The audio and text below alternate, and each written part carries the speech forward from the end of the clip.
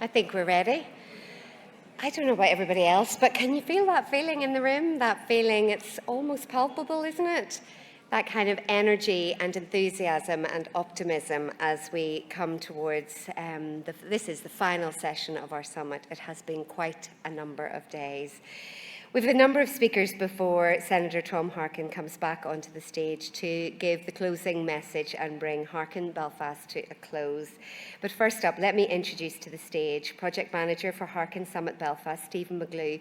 Alongside managing this event today and numerous other responsibilities, Stephen is the Northern Ireland Lead for Disability and Work Strategy and Policy. Welcome to the stage.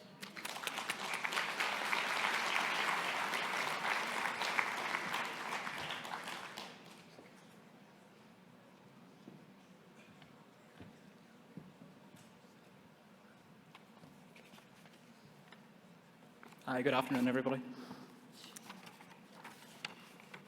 I promise you, as Tara said, there's a couple of speakers before we get to Senator Harkin.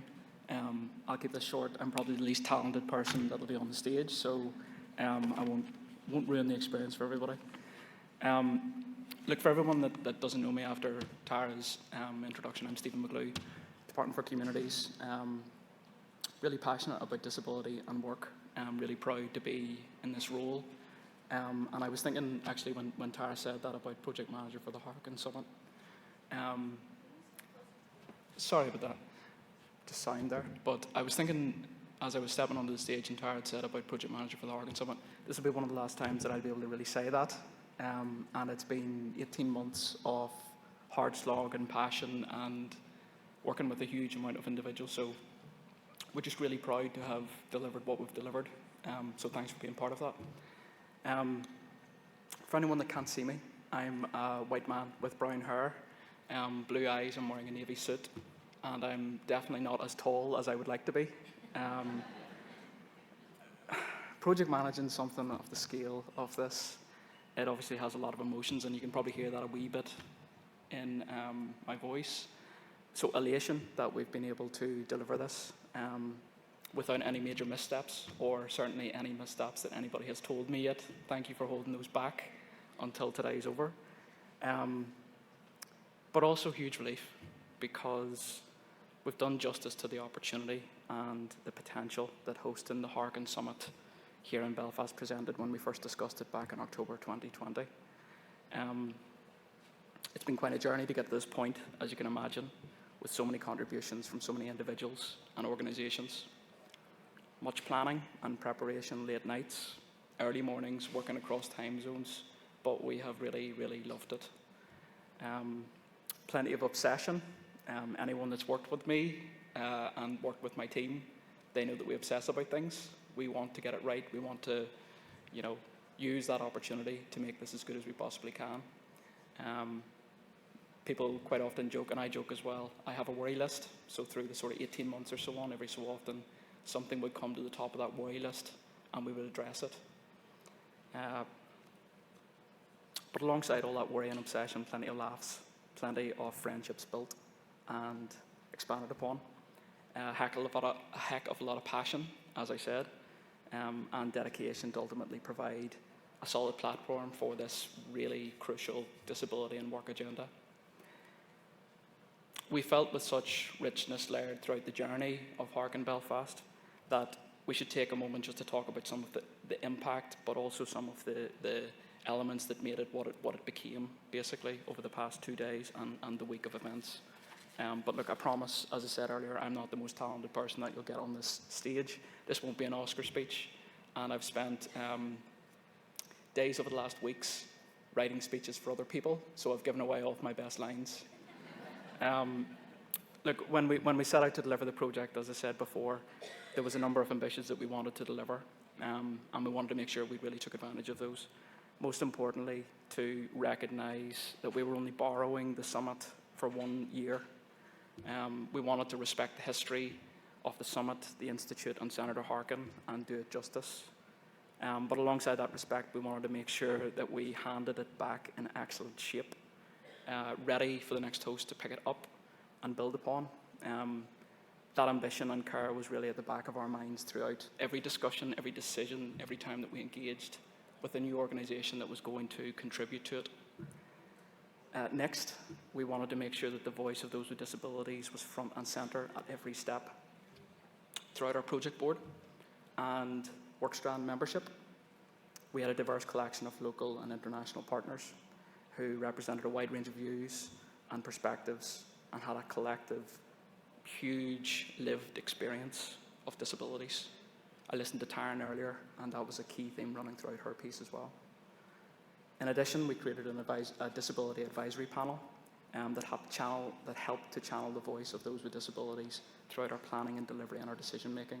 It was chaired by Andrea Brown from Disability Action and Bill Atkinson from USL, two really important disability-centric organisations here locally. It allowed us to not only share information and engage with partners across that sector, but collect views and take advice. We had lived experience across all of our memberships, experts in their fields contributing many voices and perspectives. We invited, we listened, and we respected views. And personally, I think that was a huge part of what made this summit what it ended up being. In a similar vein, diversity and inclusion was of course, a priority. If I take diversity first, I want to focus on something slightly different that we did for Harkin Belfast. Across our content and presenters, we extended a call and expression of interest to invite proposals for people to speak. It was something that I remember from my first engagement with Charlotte McLean-Lapo, where she talked about the diversity that has been there for other summits and really just encouraging us to do what we can to make that as strong a theme as we can. So really across this agenda and this programme, we invited the expression of interest. We also went out and sought curated content from a number of organisations across the world.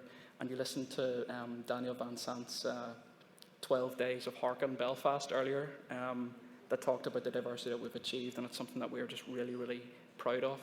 We attracted more than 150 proposals, ultimately across 5 stages over 2 days. We only had space for about 45.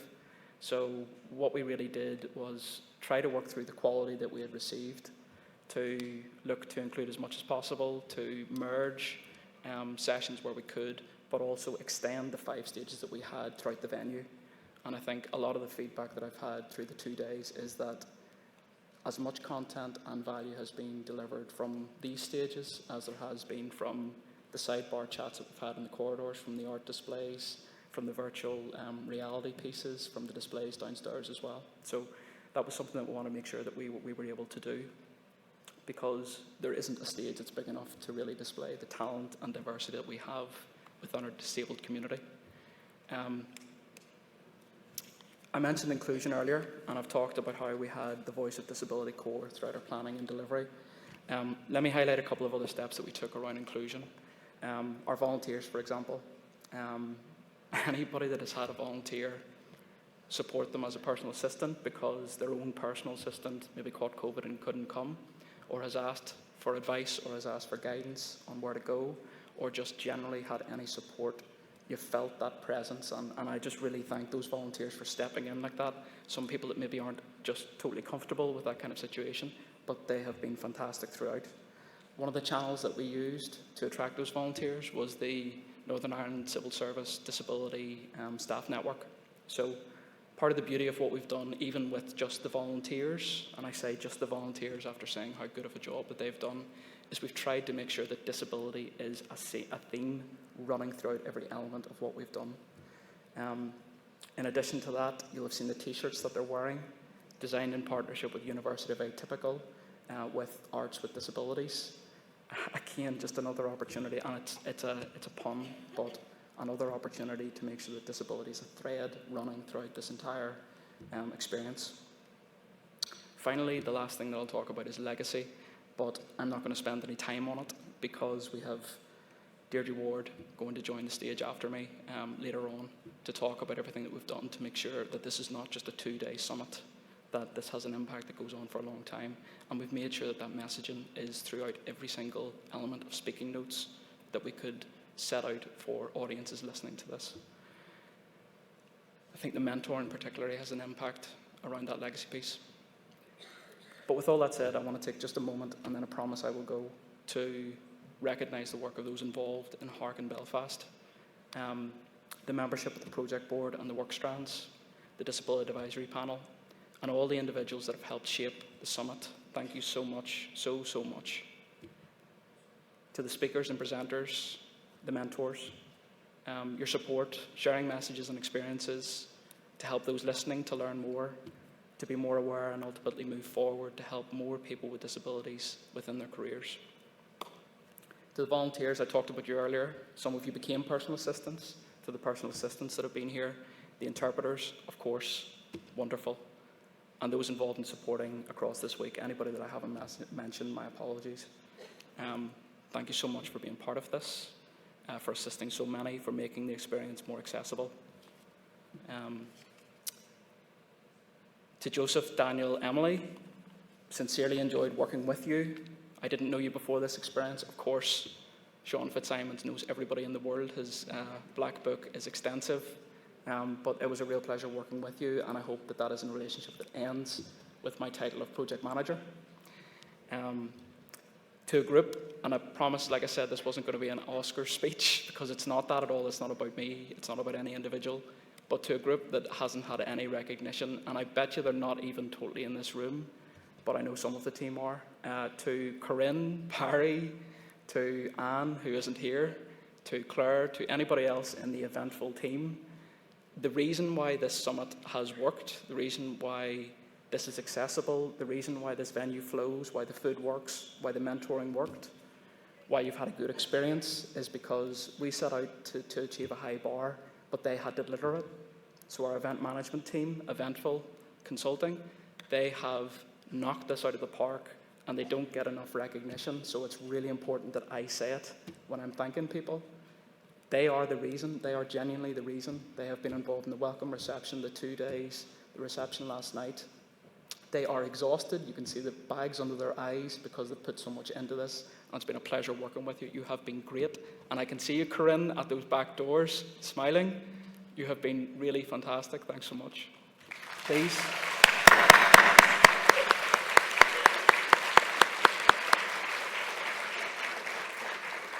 You can see the experience that I have in public sector and in public speaking, where I'm clapping in front of a mic, you know.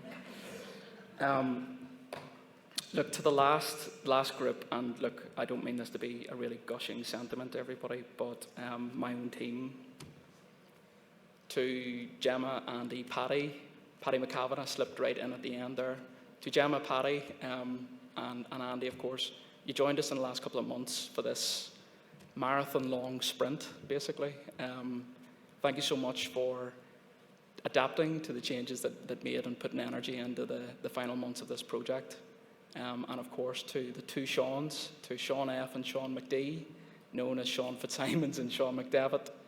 You'll have heard, obviously, quite a bit about Sean Fitzsimons. He's the reason why we brought the summit to Belfast, and he bent Senator Harkin's ear for 5 years to get it here.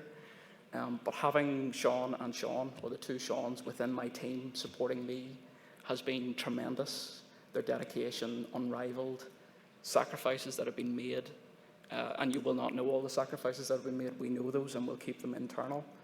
You have no idea the amount of effort and energy that's gone into this. It's why it has been a success. With all those people that I mentioned before, all the assistants, the volunteers, Corinne and her team, the presenters, the speakers, thank you so much from me. You have made this the summit that it has been. So, thank you.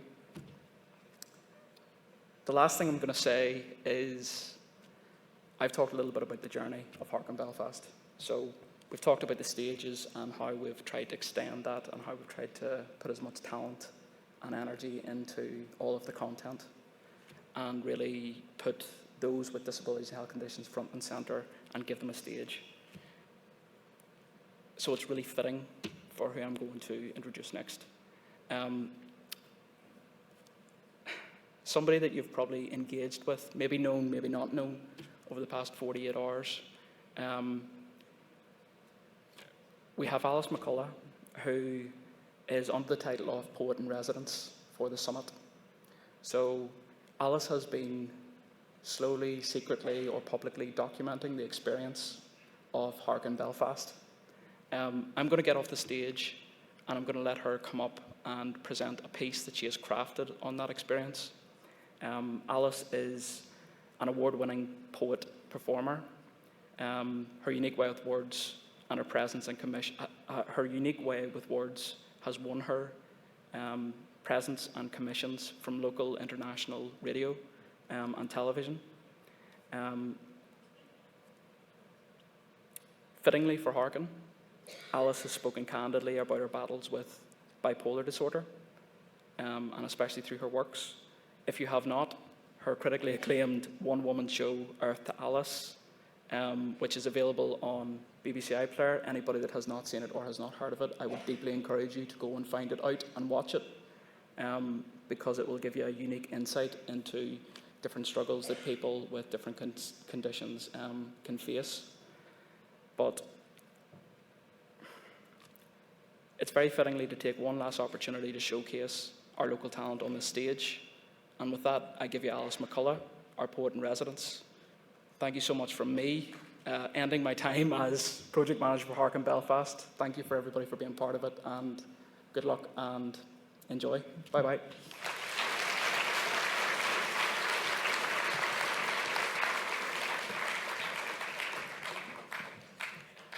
Hi everybody, I'm Alice. I love a good visual description, so I'm 39 years old. I'm fairly tall for my age. I have gingery coloured hair with a few greys. I have white skin, and I'm wearing my favourite dress, which is a sort of sea bluey green colour with white birds on it. I'm delighted to be here. I want to ask you guys, how many of you here have been staying in the Titanic Hotel or are planning to see the Titanic Museum during your stay here in Belfast? Quite a few. For anybody here who doesn't know and hasn't seen the massive building dedicated to it, the famous Titanic was built in Belfast. And strangely, we're really proud of it. It's odd, isn't it, that we would celebrate such a colossal failure. Leonard Cohen said, "There's a crack in everything. That is where the light gets in." But at times I've struggled with these words of Leonard's. A crack is not always a good thing, particularly when you're headed for an iceberg. At 18 years old, I woke up in a hospital bed in a psychiatric ward, and my life had changed forever. Who I'd thought I was, this young, ambitious artist with her life ahead of her, had disintegrated into a mess of psychosis, with too many cracks and too much of everything getting in. As I began to adjust to my new life as a mental patient, I witnessed so many others around me also suffering this strange out-at-sea existence with not enough lifeboats to go around. Over 20 years and several hospitalizations later, I have seen the mental health system evolve, grow and change, but there are still fundamental problems that render individuals feeling not just chronically disempowered, but less than human. As a young person in this system, I was told that I should not work. I was told I needed to live a stress-free life, which of course is no life. I was actively encouraged not to trust my own mind and ambitions, to play it safe. But that is exactly those kind of backwards attitudes and low expectations based on fear and ignorance that make us unsafe when we lose touch with who we really are because someone in a position of assumed authority tells us we can't live beyond certain limitations and shouldn't try. It was not the sinking of the Titanic that was the great tragedy, the crack in the hull of this beautiful ship of dreams. It was the lack of lifeboats. anyone who, like me, identifies as disabled will know this, that it is not the condition itself, but how we are treated that renders us disabled in this world. And yeah, there are cracks in me. And if you look closely, they're showing. I arrived at this conference yesterday and felt completely overwhelmed and out of my depth. We have an expression in Belfast that we use to describe a certain state of mind when sometimes there's a lot to take in and you feel like your thoughts and emotions are being pulled in different directions all at the same time. In Belfast, our way of describing this condition is to simply say, my head is melted. I don't know what the alternative way to say this in Iowa or Africa or India is, but I can honestly say this summit has melted my head.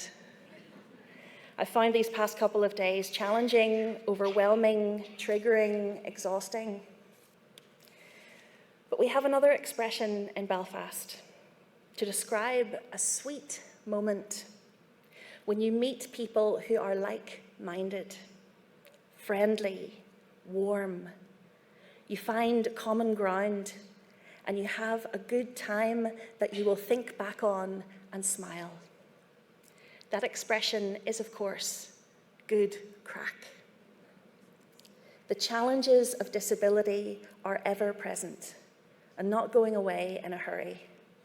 But if we can pull close those who get it, those we can share solidarity with, those with the wit and the vision to see that there is an exciting way forward, if we pool our resources, we can celebrate the cracks and take pride in them, educate and inspire those coming after us, clearing the path for the next generation, and as they say in America, kick some ass. Thank you, Senator Harkin and Ruth Harkin and everybody here for the good crack, but more importantly, for the lifeboats. In this epic story of the disabled community claiming our rightful place in the world. They are hard-earned and not easy to keep afloat. But if we pull together, we just might make it around the world, and we will have some incredible stories to tell. Thank you.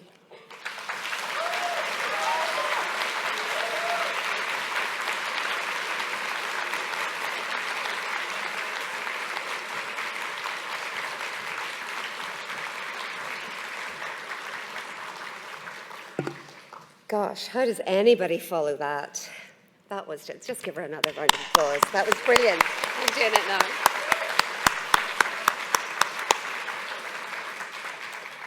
Just wonderful. Now, there's someone else that we've heard a lot about over the last 2 days, and that is, of course, Sean Fitzsimmons. Don't clap yet. I'm not finished.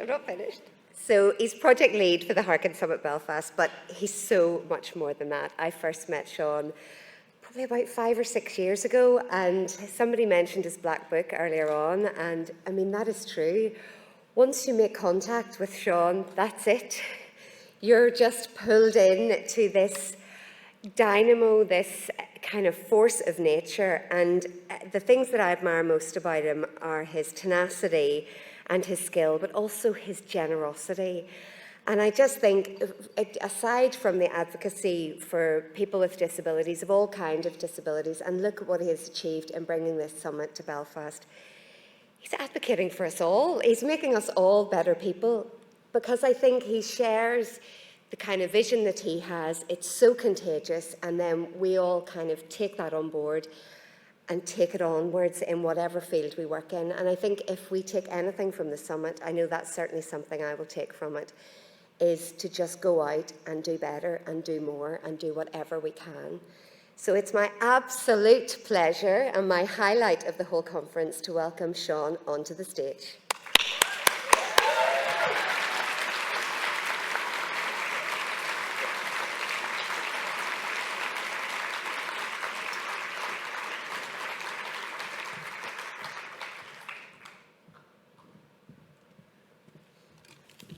Hi everybody, can you hear me okay? Yeah, I know what Stephen's thinking. We've spent months getting that ramp right, and he takes the stairs to the side of the stage. Attention to detail. Listen folks, I'm going to be very, very quick. I just want to say I'm absolutely humbled by the amount of people that have thrown their weight behind this summit. We have been absolutely privileged to welcome people from all over the world. We've heard the figures, 638 people from over 30 countries. This isn't done alone. We've had a massive team of people working really, really hard, and Stephen, thankfully, has done the heavy lifting on our side there to do the thanking. We promised that we wouldn't do 2 Oscar speeches. There's a couple of people I want to say thank you to. There were a couple of groups. First and foremost, and I know Stephen's already touched on them really quickly, our volunteers. I have to say, I was leaving City Hall last night with my wife, and I was exceptionally tired. I was leaning on her in one hand and the stick in the other, and we met a couple of volunteers at the bottom of the stairs. Now, this was about 8:45 at night after a very long day, and they were both smiling, and they said, is there anything we can help you with? Where's your car? Where's this? And I just thought, you know what? It spoke volumes to the amount of effort that our volunteers have put in. So I'd really appreciate it if you give them a round of applause, because they have thrown everything in.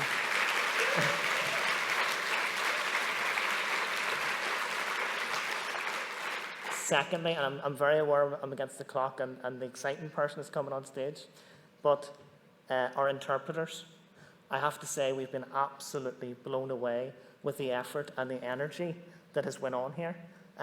We have learned so much as part of the process to get all these different languages on stage. Have we got it perfect? I'm not sure, but we're very, very pleased with what has happened, and we're very thankful for the efforts that have made. There's a team of volunteers that have obviously come all the way from America, and they've been working very, very hard. So I'd really appreciate it if you give them a round of applause as well.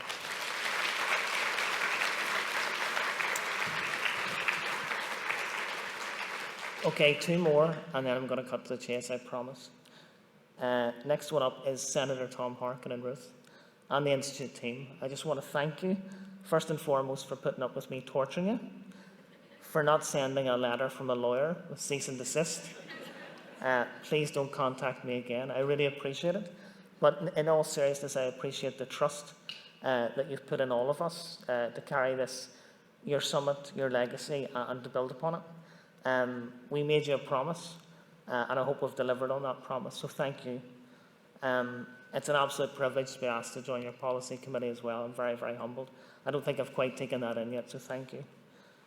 And the last set of thanks from me is on our side, the Harkin Belfast team. I'm going to start at the very top, obviously, with our Head of Civil Service, Jim Brady, has been very, very positive and supportive around this.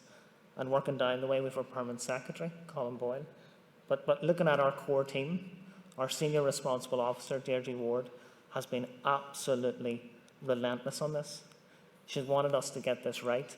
She has supported us in every possible way and has encouraged us to think bigger every single time. And we had very high expectations of what this was going to look like. Deirdre always had higher ones. And I think it's fair to say Deirdre's realisation has been right.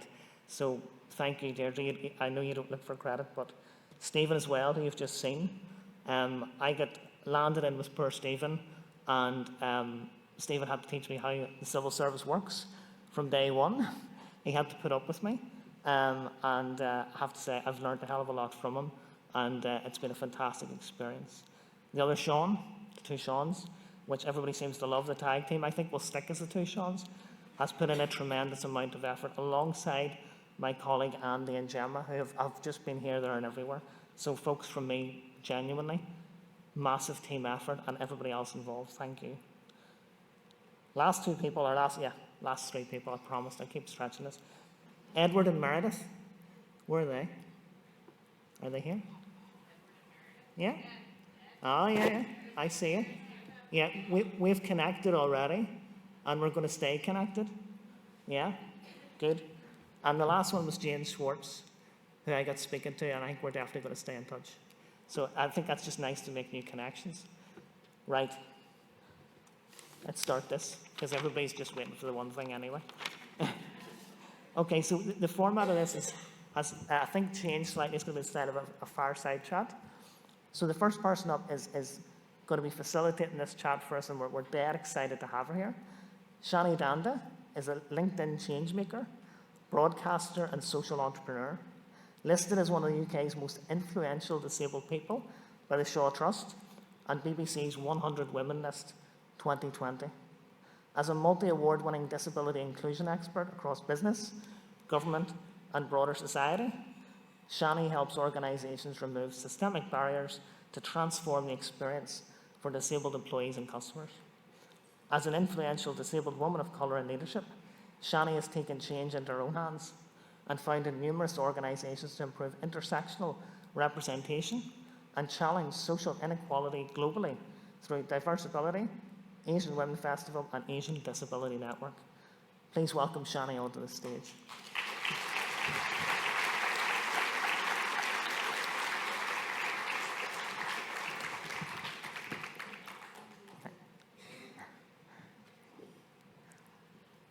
Okay. Now, next up. Folks, I've got a blurb here. It doesn't quite do her justice. So I'm going to start off by saying, whenever this person said that they were going to join us in Belfast, the level of excitement went through the roof, and there was talk of tickets going on to eBay and everything else. It went a bit crazy. But without too much ado, just in case she strings me up for it, Judy Huemann, renowned international disability rights activist. I think that doesn't quite cover it, but Judy was a central figure in the Academy Award-nominated Crip Camp and has played a critical role in advancing rights of individuals with disabilities, including help to write Public Law 94142, the Individuals with Disabilities Education Act. She was instrumental in organising the Section 504 sit-in that resulted in the US first civil rights law for people with disabilities. She also was appointed by President Barack Obama as the first to become the Special Advisor on International Disability Rights for the US State Department from 2010 to 2017. Ladies and gentlemen, in a manner that is comfortable for you, give the warmest of Belfast welcomes to Judy Huemann.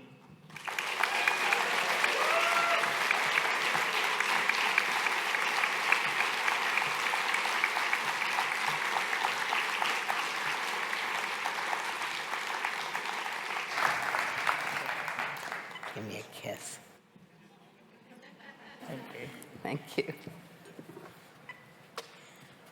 Before we get started, I'm not going to list all the different people to thank, but I really want to thank Shane. And where is Tom Harkin?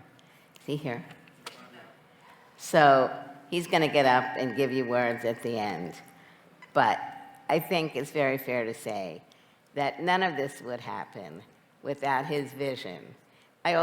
Anybody who knows me, I always get emotional. So I think Tom, as a leader in the US Senate and as a leader in the United States, has taken his vision and his belief that change can happen and been bringing it across the United States and around the world. So he deserves credit, applause, yes. But I think what we're going to get into discussing is what we hope you're going to take away from this event. Because nothing will come out of this event, and Tom will not be happy unless he's going to know and be able to see over the coming year the real outcome of this convening. So we're going to transfer this from us to you, and you need to leave here today with a list of what you are going to commit to doing, and then sharing that and keeping the momentum going. So thank you, Tom.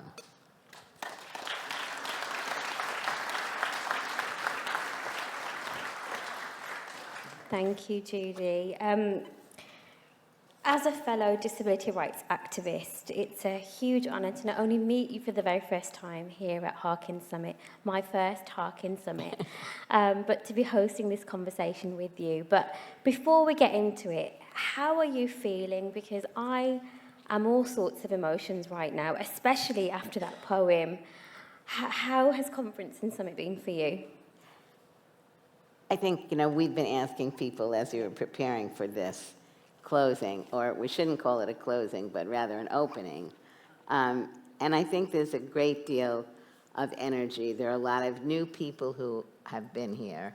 And I think it's fair to say that many of you have described this as an experience which has opened up your mind and your ability to see both what others are doing as well as what you need to be doing when you leave. So for me, I am cautiously optimistic.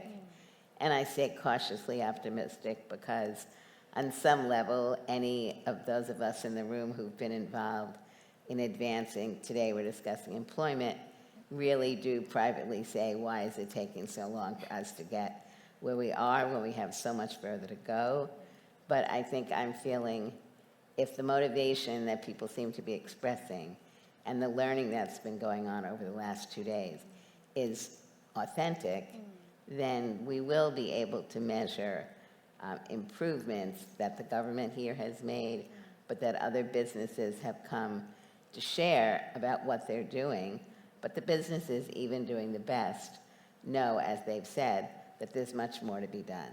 So I think it's all about accountability. Absolutely, and keeping this a priority across every business level, and for those that are going to commit to action, to keep fighting the good fight, right? Yeah, and I think it's really being able to demonstrate that the leadership of the organizations that you belong to are really looking at disability when we discuss diversity as being truly a part of the diversity agenda of universities, government, private sector, nonprofit sector. And not just within the disability groups who are already committed to this, but really to a much larger group. And we've been discussing in preparing for today that one of the continual issues that needs to be addressed is how do we help ensure that when we look at diversity, that disability is not a stovepipe unto itself. But when we talk about the intersectionality of all people with disabilities and others, we need to be seeing disability cutting across all the other groups. So the Asian groups, the Black groups, the Latino groups, the gay groups, on and on. And we're not there yet, but that's really a part of this agenda, that we can't really look at diversity as only something in the disability stovepipe, but it has to be across all of the work that's going on. And the leadership of the organization from top to bottom needs to make it clear that this is what their objectives are, and people have to be held accountable. Absolutely, and let's not forget that diversity is simply a measurement, it's a count. Inclusion is actually a choice. It's choosing to include and respect all the diverse characteristics that make people what they are and who they are. So by not being inclusive, we're choosing exclusion. So that's why this is so important. I think one of the values of what's happened here over the last couple of days, which all the Harkin team and Steve and everyone else has been discussing, is how accessibility has been demonstrated here. And, you know, I think when we talk about inclusion, the fact that disabled people have been excluded from so many venues for so long means that people really are learning. And the question is, as you're learning, how are you, for example, in your budgeting, accounting for a conference, accounting for an accessible venue, accounting for sign language interpreting, accounting for captioning, accounting for services for people who are blind, on and on, accessible bathrooms, whatever it may be. So there is a lot of learning, and I think that's really what's very important here is some of you know more than others. And I think partly for me, what the Harkin summits over the years have been encouraging is open the door, look at what you know, what you don't know, and be willing to acknowledge what you don't know. Don't hide behind it as an excuse, but rather take it on as a clear agenda. And obviously, you know, one of the most important things is really talking to disabled individuals in wherever it is you're engaging and try to set up an opportunity in appropriate settings for people to feel that they can honestly give feedback on what is going on. whether it's in hiring, whether it's in customer service, services being delivered, media representation, on and on. But come to the people who are most affected. And I know you and I have spent a decent amount of time in the last 2 days talking about the fact that both of us had our disabilities when we were young, and how we have not seen ourselves then, and a little better now, but still not represented in the media. Yeah. And how that really has an impact not just on young people, but I think one issue that we haven't really discussed, but one that I think you should leave with, is when we're talking about disabled people, we're talking, I think Tom and others have mentioned, that we're a community that anyone can join at any time. And that's very true. When looking at it, though, from an employment perspective, I think there are different chunks of how we have to look at it. So for me, I look at people who are like under the age of 18 or 21. I look at when did they acquire their disability? Were they in regular schools getting good educations? Were they in segregated schools getting poor education? Were they encouraged that work was something that people do in our societies? Or were they being told that you really can't work? Don't have high expectations. There are all these problems. What are you doing as a university, as a business, as a whatever you are? Are you mentoring? Are you doing internships? Are you bringing younger people into your entities? Are you showing them what the future can look like, how you want them to be involved? If you're not, if you are and you're not including disabled people, that's a big issue. But I also really want to talk about people of working age, because one of the biggest groups that we don't spend enough time talking about are non-disabled people who are working, who become injured.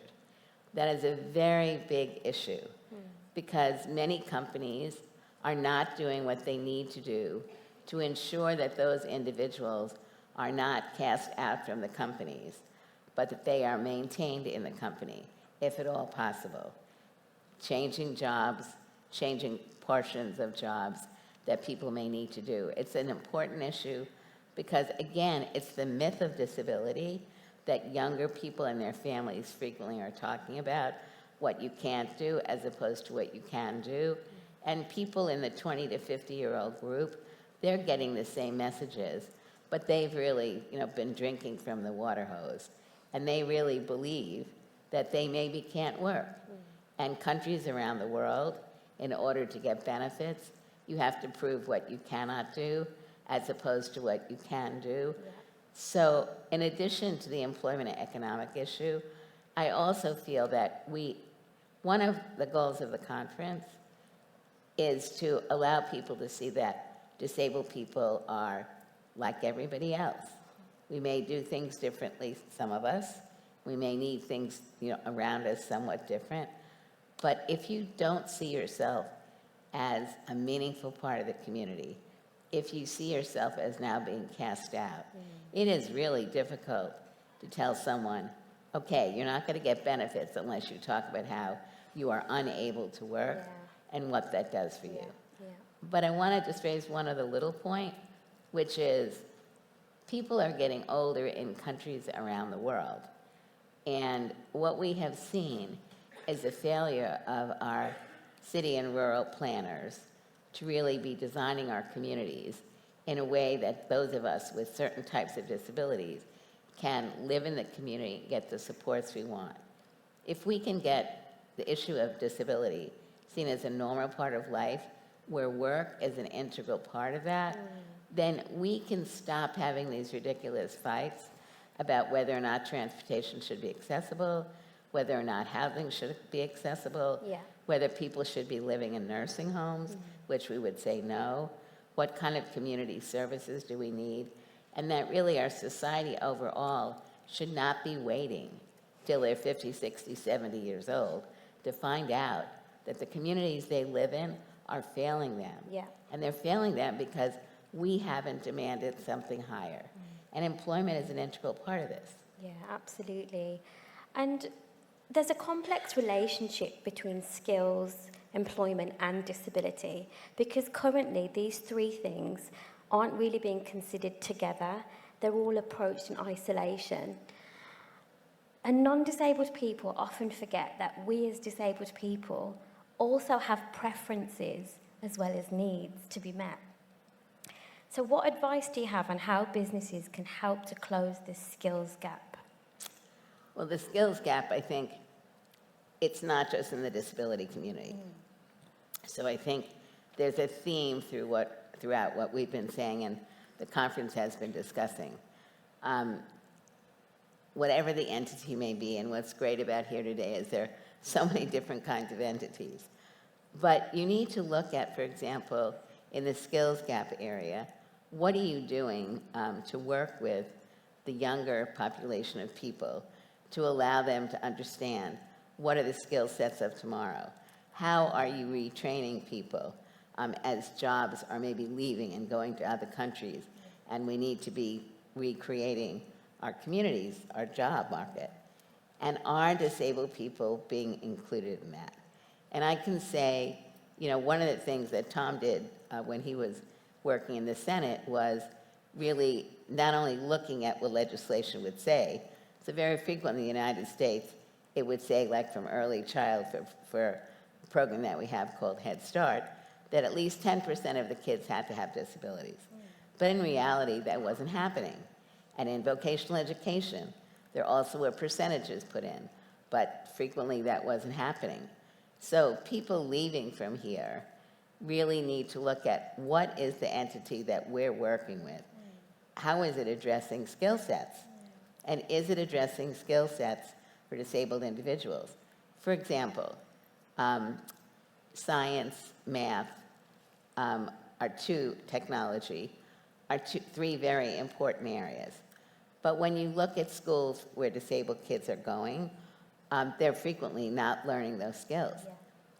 We had in the US a series of ads that ran on for a couple years about bringing girls, young women, into science, math, technology fields. And they were great ads. And they included every group of people. You could see yourself, racial diversity, religious diversity, on and on. You never saw a person with a disability. Now, many people, like Alice, the poet, the beautiful poet, has an invisible disability. So we do need to be looking at how, in our messaging, we are not just talking about people with visible disabilities, but we need to look at how we are advancing the issues of the skills that people need. We need to seriously be looking in the area of disability. Not only are people getting those skill sets, but if they're not, why not? And in many cases, teachers aren't trained, administrators aren't trained, there's low expectations, there may be accommodations that need to be made in order to help people with different types of disabilities gain the skills that they need. But those are issues that we all need to be concerned about. So I don't think you or I or Tom or Joseph or anybody are here saying this is easy. But I do think that it is easier if we don't look at disability as something separate. If we're putting a disability lens on all the work that we're doing, then we're not having to do things double time. We're looking at, do we have Asian disabled people who are studying in STEM? If we don't, why not?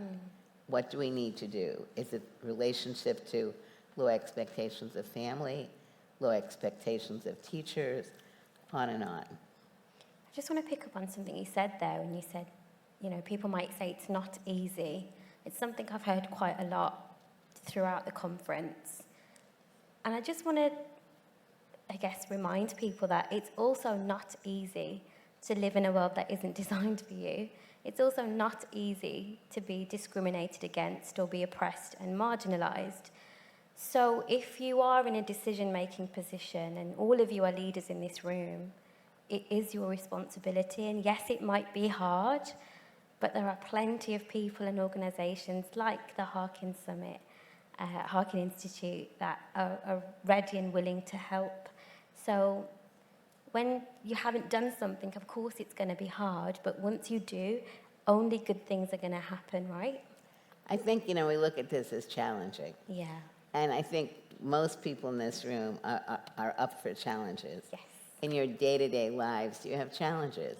Some of them are bigger than others. But at the end of the day, you look at a way of overcoming or working through, advancing the challenges. I hope that one thing that can come out of this, looking at all the different rules that you have here about how to share names, but it would be really, I think, advantageous for there to be some kind of a community board or something, in which case those of you who want to participate, and this is where Sean and Steve and others can come in later, what needs to be done so you can learn from each other, you can ask questions of each other. Most of you are here in this region. It's great that there are 30-some countries, and they should also be able to get information and share, but a way of sharing information. Because, you can have a question, if you can put it up on a community board or something, there'll be other people who've had the same question, and maybe somebody else who's already done some work in this area. Maybe it worked, maybe it didn't work, but looking at what worked and what didn't work is equally important. Yeah. And I do believe that all of you who stayed, you're here because you're gaining valuable information. You've committed your time. And now you have to continue to really do more work that you'll be proud of, that your community will know is occurring. I love that. Like, share best practice. You don't need to keep reinventing the wheel. Right. Yeah, right? It's simple. Really, really good advice. The next question that I have, by the way, we've gone totally off script, but I'm loving the conversation. The next question that I have is about authenticity and disability, because in the first line of your book, you write that I never wished I didn't have a disability. Now, we've spent a lot of time together over these last 2 days, and you know a little bit about me and my journey, but I now also feel the same. But there was a point in my life where I really rejected my disability identity. And it wasn't until I really learnt about the rights model or the social model of disability where it really changed things for me. It really, I guess, just lifted this big weight off my shoulders that I didn't even realise I was carrying. And even though I'm now a very proud disabled person, it's not always easy for us disabled people to be our authentic selves. Sometimes because of the bias that people have, sometimes because the perception is, especially in the workplace, disabled people aren't as capable or perhaps as productive, which we know are just myths. So what advice do you have for businesses to help create these safe spaces? But also, what advice do you have for fellow disabled people in order for them to take up space and be their authentic selves? I mean, I think for those, it's a great question. For me, it's been important to have other friends with disabilities. And I didn't really have any friends with disabilities till I was about 9 years old. But when I first started meeting disabled people, it was great. And I think, if you talk to younger disabled people who will maybe have the opportunity to meet other disabled people, one of the issues that I think we're struggling with is our laws, and I support them wholly, that disabled children should be integrated and going to school with children who don't have disabilities. What that also means is that children are not seeing themselves in children's books. They're not learning about disability history in social studies books, history books, etc. And they're pretty isolated. And so through the ages of, through teenagers, there can be a lot of bullying going on and all this stuff that goes on with adults, dating, having children, being married, Yeah. all these things. So I think we have to really do our very best to make sure that disabled younger people, and as I've been saying, older people too, middle-aged people, really need to be exposed. And I know you and I and many people in this room do a lot of mentoring. It's not like formal mentoring, but we kind of will talk to almost anybody that wants to talk to us. And because so frequently it's important, Yeah. right? It's just that they want to talk with you and learn about who you are and what you're doing. And I would rather somebody come and ask me than some random disabled person in the street, because I'm sure you've had this too, but I've had strangers come up to me, ask me what my life expectancy is, whether I can have sex, whether I can have children. And I'm like, who are you? They don't even start with a hello. Like, so much of this stuff is so personal. You wouldn't ask a non-disabled person this on the street. And I'm not saying please come up and ask me these questions, but... In 5 minutes. But yeah, as you said, we will happily take out some time to educate people. So I think so in the 1970s, when I was living in Berkeley, I grew up in Brooklyn, I was involved in a program that was on sexuality and not only disability, but everything else. And so I was doing lectures. And when you would go at universities or community colleges. And I always knew that if somebody didn't ask me a question about whether or not I was sexually active, they were not getting in. Once somebody would ask, can you have intercourse? Yeah. Talk with you about all that, that was fine. Then we can move forward. But I had friends who said to me, how can you talk so personally? And it was really difficult in the beginning. Yeah. Sometimes I look back at it and say, well, that was the 70s. but nonetheless, I think, I was a teacher for 3 years. And one day I was reading a book, and I was reading about a woman named Harriet Tubman, who's a black civil rights leader in the 1800s. And she had a disability. And one of the little boys, they were 7, raised his hand. And I'm like, oh, I did 1 question now, and should I take the question? But he was like wiggling and jiggling so much. So I called on him, and he said, how do you go to the bathroom? In the middle of this lesson, I'm like, I can't not answer this question. Because if I don't answer this question, all 30-some kids are now, how does she go to the bathroom? So I gave a pretty explicit but not overly inappropriate answer to the question. Then the lesson went on. Yeah. Kids would ask questions like, do you sleep in your wheelchair? Yeah. And one day for our holiday party, a kid came to class and said, my mother said to wish my sick teacher a Merry Christmas, and I'm Jewish. So I said to her, thank your mother very much. Please tell her I'm not sick, and I hope she has a happy Hanukkah. So, I will answer people's questions. Yeah. But I think you're completely right. A lot of people feel that's invasive. So, and I think the way people approach people and like they're helping people and all these things. On the other hand, what I still find is, so I'll be rolling in my neighborhood, and there's some stores where I can't open the doors. Yeah.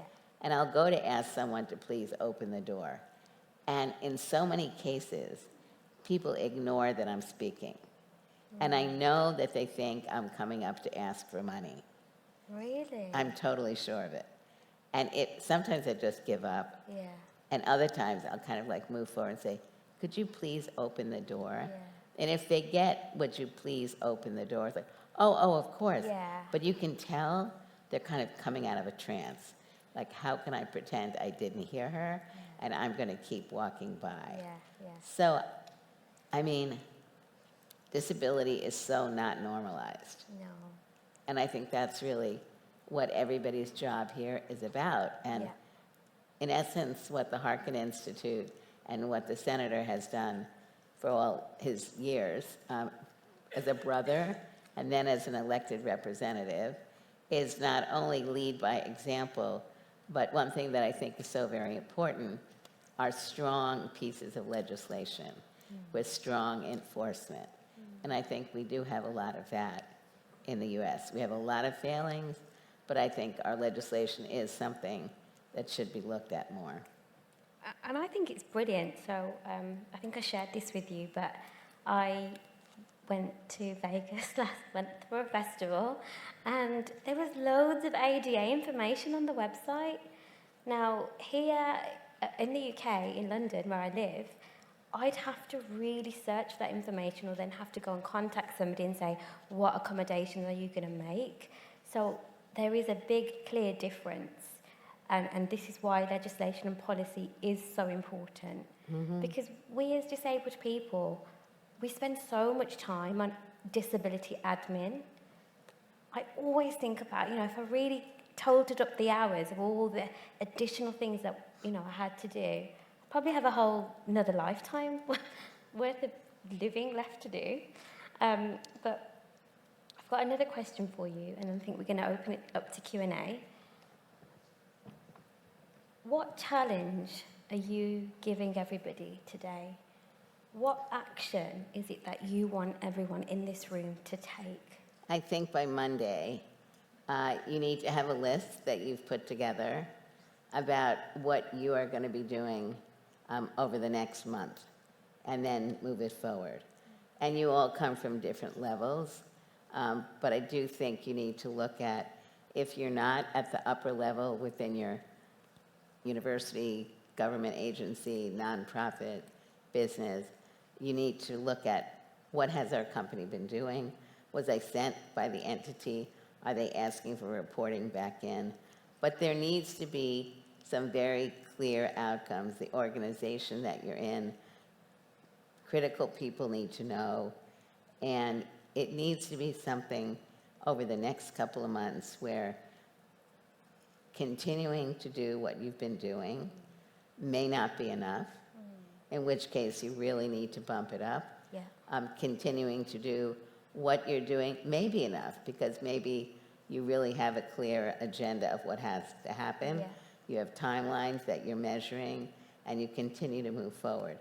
But the reality is, if the Institute writes to you in a month, in 6 months, in a year, and says, what have you learned? What are you doing? How could we run our meeting, our conferences, in a way that would give you more information? Writing to them and saying, this is what we would like more of now. Yeah. I think the Harkin summits are a living, breathing entity. And Tom has spoken, and Joseph and Daniel, about the numbers of people, how it's been growing over the last couple of years, and the work that has gone on here, and the number of companies that have been involved, investing. And you can see in the city, the Harkin Summit, all over the place. That's a good, true commitment. Yeah. But when they go to select the next venue, I think it's going to be important for them to say, this is what happened at our summit in 2022.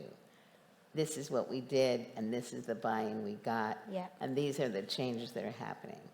Because I think being seen as a train which is picking up speed, Yeah. an accessible train, which is picking up speed and is going to continue to go down the pathway, Yeah. is really what we're looking at.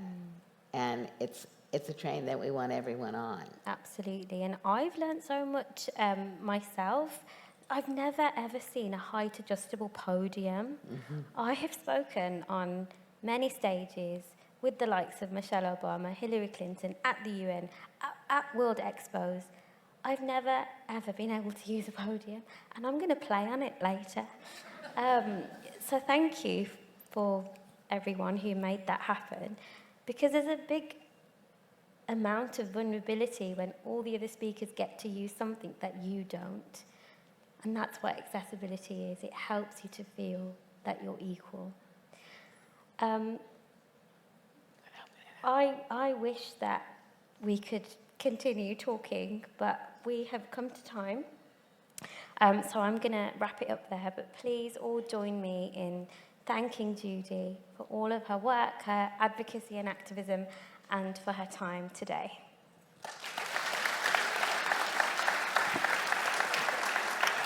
Thank you, Annie.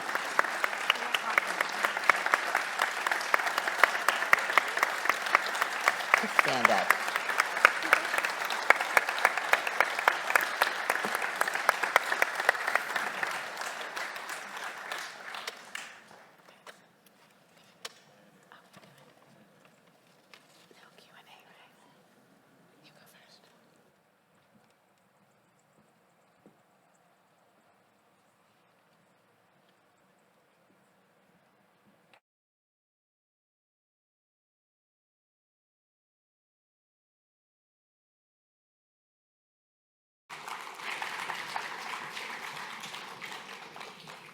Thanks both. That was a fantastic session. I'd like to warmly welcome to our stage Director for Work and Wellbeing within the Department for Communities and our Senior Responsible Officer for the Harkin Summit Belfast project, Deirdre Ward. She joined the civil service in 1993 and has held a number of positions across Invest NI, Ordnance Survey, Housing, Human Resources and the Employment Service. In 2018, Deirdre was appointed Director for Work and Wellbeing within the Department for Communities and responsibility for employability, disability and work policy and delivery of labour market interventions. And as we heard from Neil Gibson earlier, she has tirelessly campaigned on this issue, and hopefully she's going to talk a little bit about that and some of the other work that she's been doing. But Deirdre, you're very welcome.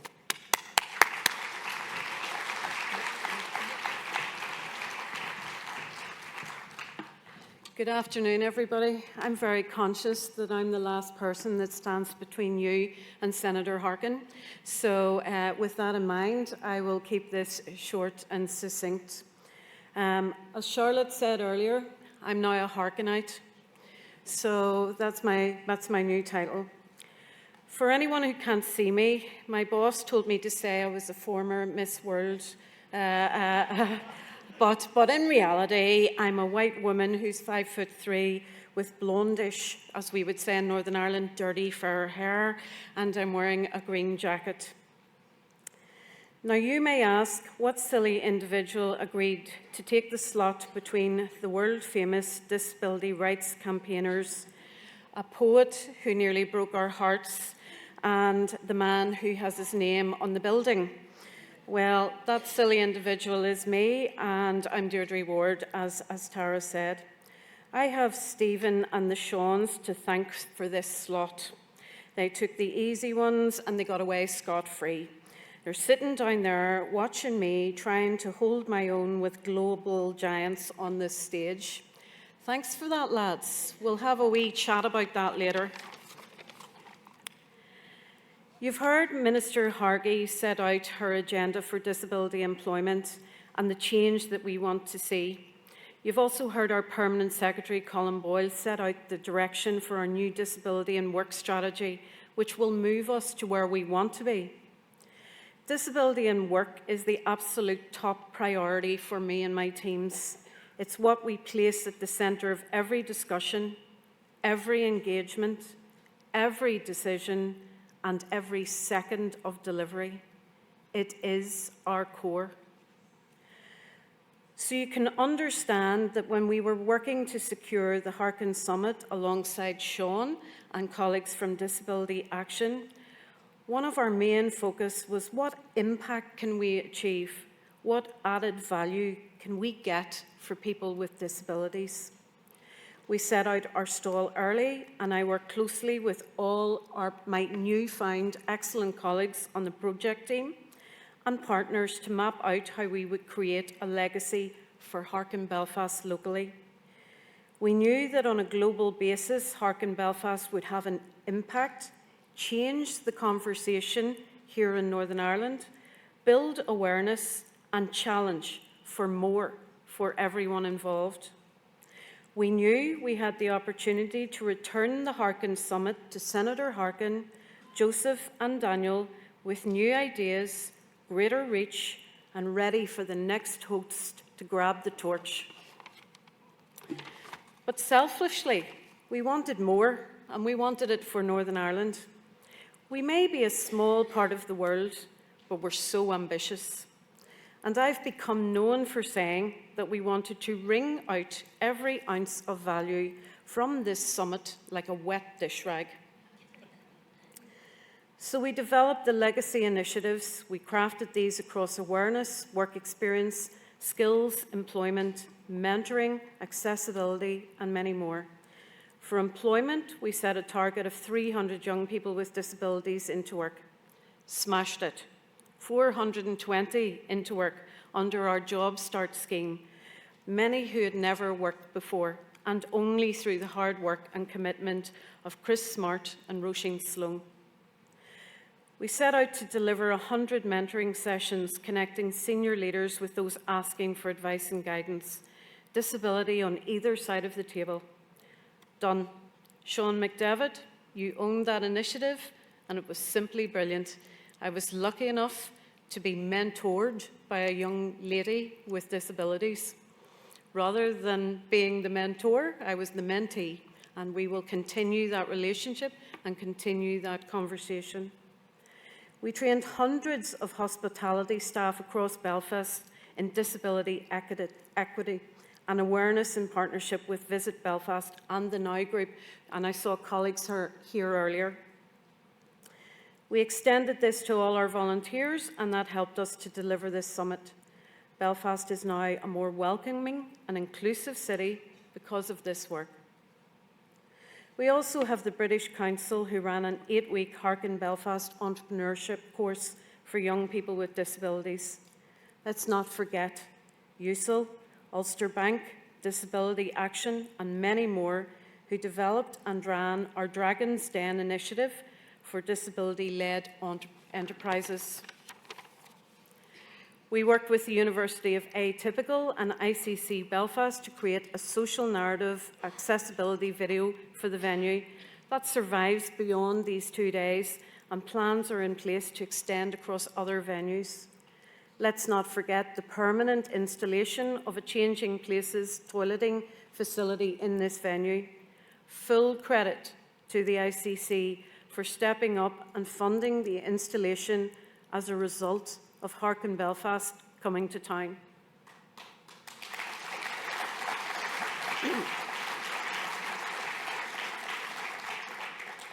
We have showcased disabled artists, and I have been mesmerised by the artwork along the walls and through the venue. We have showcased disabled performers. I am in awe of Fionn, Andrea, and the Jordanstown Choir, who I think nearly brought everyone to tears last night. So yes, we have delivered a 2-day summit, but the ripples of its hosting through Belfast will stretch far and wide.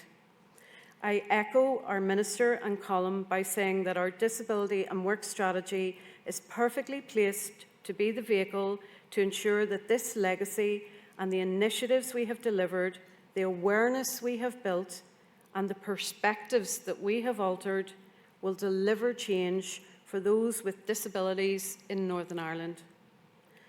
Let me conclude by just expressing my sincere thanks to those who have made Harkin Belfast the success we have seen over the last 2 days. We have delivered the legacy initiatives I've set out, and we will build upon those. And Joseph and Senator Harkin have told us they will hold us to account to see the progress that we make. I believe we've expanded and changed minds.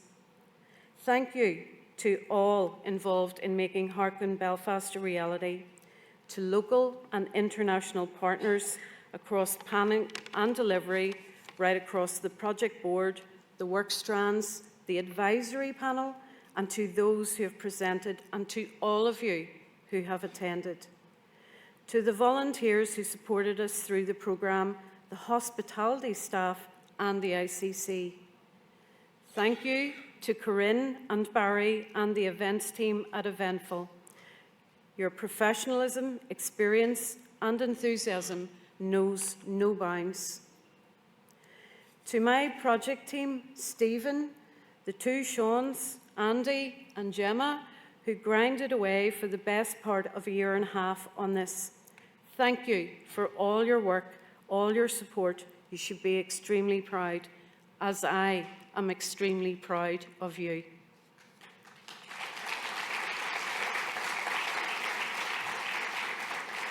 And finally, to Senator and Mrs. Harkin and his team, Joseph, Daniel, Emily, and everyone else.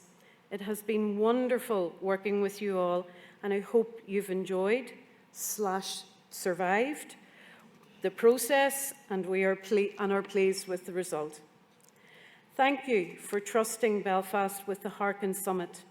I hope we have set a worryingly high bar for the next host to follow us, and good luck if that is you. And with that said, no further introduction is needed to the man who made all of this possible and whose name we are here for, Senator Harkin.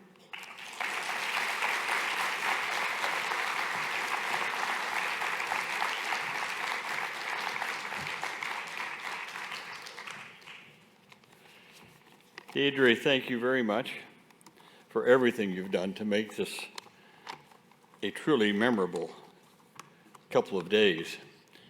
And thank you for your kind introduction. Thank you, Tara Mills, for your being our MC for the last couple of days. All I can say is, wow, what a couple of days here in Belfast. Amazing.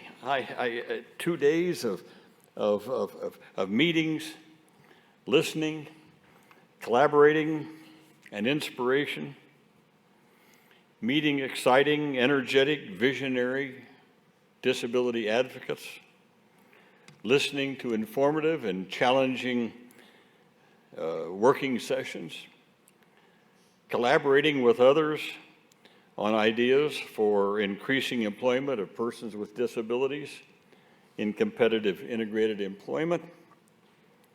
2 days of being inspired by leaders in expanding disability rights and inclusion, with an ending by my teacher and my leader, Judy Huemann. Well, thank you again, Belfast, and the people of Northern Ireland. Thank you, Minister Hargie, Deirdre Ward, Colin Boyle from the Department for Communities, and their project team. Again, to Sean Fitzsimons for his 5-year effort to bring this summit to Belfast. Thank you to the volunteers, so wonderful and supportive. The volunteers who were here were just wonderful. Thank you to the mentors that we saw in the rooms mentoring all these young people. Thank you for your time and being here and your expertise. Thank you to our signers who work very hard. Thank you for being our interpreters for the last couple of days. Thank you.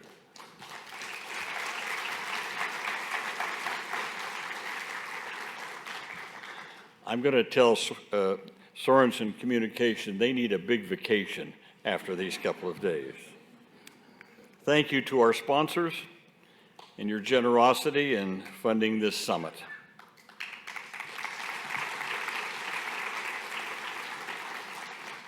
And thank you to all of you who are here, who registered and have participated in these last couple of days, especially those of you who came from other countries.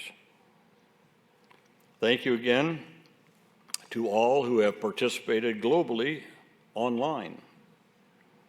Thank you to Drake University and to our President Martin for your support and encouragement for the Harkin Institute. Thank you to St. Cloud State and to President Wacker for being good partners with our Institute. Thank you to our Institute personnel, our Director Joseph Jones, Daniel Van Sant, our Director of Disability Policy, to our staff, Emily Shetler and Lindsay Jones, to our legal researcher who is here, Catherine Hansen, and our Director of Retirement Security, Rena Stocheva. Thank you to Alice Mullock for a beautiful and meaningful poem. I don't know where Alice is right now, but I want you to know that I am going to be asking you for the original copy of that poem so we can display it at the Harkin Institute. And since I've never believed that artists should ever work for free, I believe that artists should be duly compensated. So for that original poem, we want you to know that we will duly recompense you for doing that beautiful, meaningful poem that you did.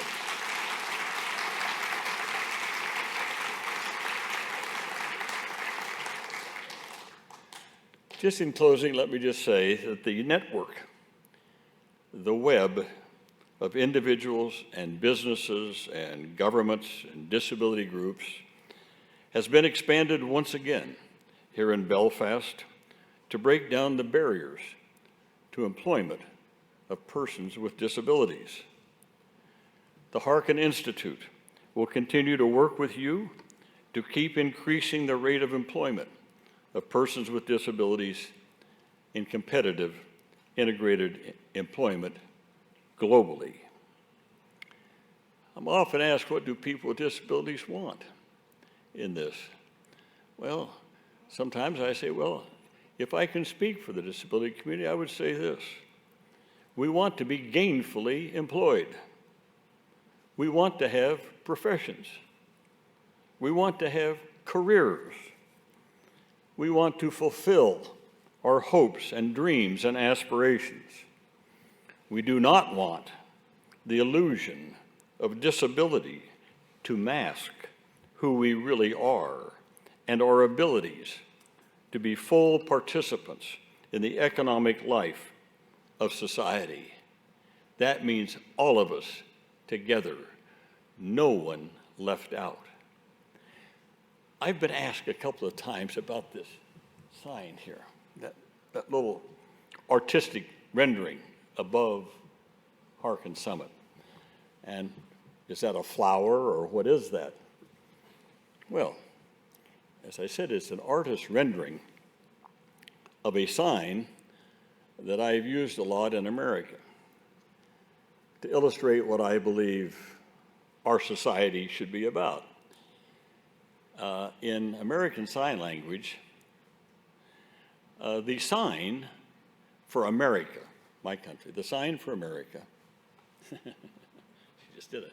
The sign for America is you put your two hands together like this, and you move in a circle.